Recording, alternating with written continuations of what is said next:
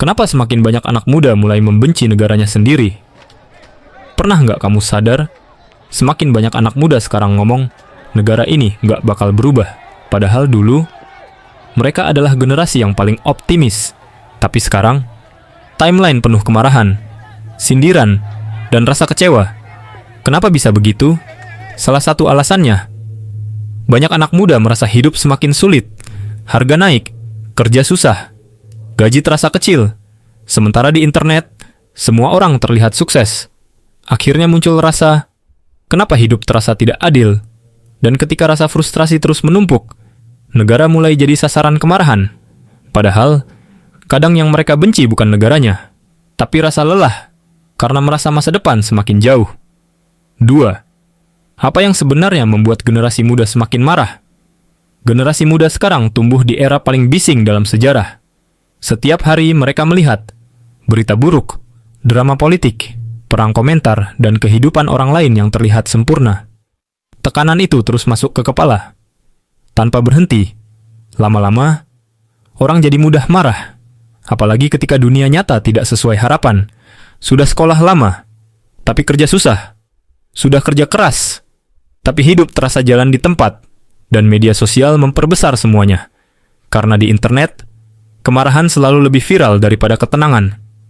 3. Kenapa anak muda sekarang terasa kehilangan harapan? Dulu, banyak orang percaya kalau rajin belajar dan kerja keras, masa depan akan membaik. Tapi sekarang, banyak anak muda mulai ragu. Karena realita terasa berbeda. Harga rumah mahal, persaingan kerja brutal, biaya hidup naik terus. Akhirnya muncul pertanyaan, apakah kerja keras masih cukup? Dan ketika harapan mulai hilang, orang berubah jadi sinis. Bukan karena mereka malas bermimpi, tapi karena terlalu sering kecewa. 4. Apa yang membuat generasi sekarang mulai muak dengan pemerintah? Setiap pemilu, selalu ada janji perubahan. Tapi setelah bertahun-tahun, banyak anak muda merasa hidup mereka tetap sulit. Mereka melihat korupsi, drama politik, elite saling serang, dan janji yang terasa berulang. Lama-lama muncul rasa capek. Bukan cuma capek ekonomi, tapi capek berharap. Dan ketika rasa percaya mulai hilang, kritik berubah jadi kemarahan. 5. Kenapa kemarahan anak muda terus membesar? Karena internet membuat kemarahan menyebar sangat cepat. Satu video marah bisa ditonton jutaan orang. Satu komentar emosi bisa memancing ribuan komentar lain. Akhirnya semua orang ikut terbawa suasana. Semakin marah isi konten, semakin ramai algoritma menyebarkannya. Tanpa sadar, anak muda hidup dalam arus emosi setiap hari, dan itu membuat kemarahan terasa terus membesar. 6. Apa yang sebenarnya sedang terjadi pada generasi muda? Mungkin, generasi muda sekarang bukan malas. Mereka cuma lelah. Lelah dengan tekanan hidup. Lelah membandingkan diri di media sosial. Lelah melihat masa depan terasa tidak pasti. Mereka hidup di era di mana semuanya bergerak cepat, tapi ketenangan justru semakin sulit ditemukan. Dan ketika tekanan datang terus-menerus, mental generasi muda mulai terkuras. 7. Kenapa banyak anak muda mulai tidak percaya negara? Kepercayaan itu dibangun dari harapan. Tapi kalau seseorang terlalu sering kecewa, kepercayaan perlahan hilang. Banyak anak muda sekarang merasa suara mereka tidak didengar, masalah mereka tidak dipahami. Akhirnya muncul rasa percuma berharap. Dan ketika satu generasi mulai berpikir seperti itu jadi masalah besar. 8. Apa yang membuat anak muda sekarang semakin sinis? Karena mereka terlalu sering melihat hal yang sama. Janji, drama, konflik, korupsi, kemarahan. Lama-lama, orang jadi kebal. Mereka mulai menganggap semua hal negatif itu normal. Dan dari situlah sinisme muncul. Bukan karena mereka jahat, tapi karena terlalu sering kecewa. 9. Kenapa hidup terasa makin sulit bagi generasi sekarang? Banyak anak muda merasa mereka harus bekerja 2 kali lebih keras untuk hidup yang bahkan belum tentu lebih baik. Harga rumah naik, biaya hidup naik, persaingan makin ketat. Sementara media sosial terus menunjukkan kehidupan sempurna.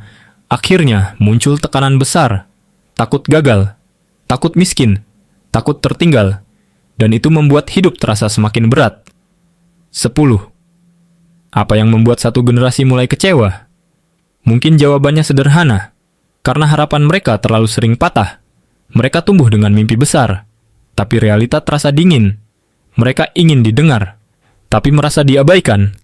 Dan ketika jutaan anak muda merasakan hal yang sama, internet berubah jadi tempat pelampiasan rasa kecewa.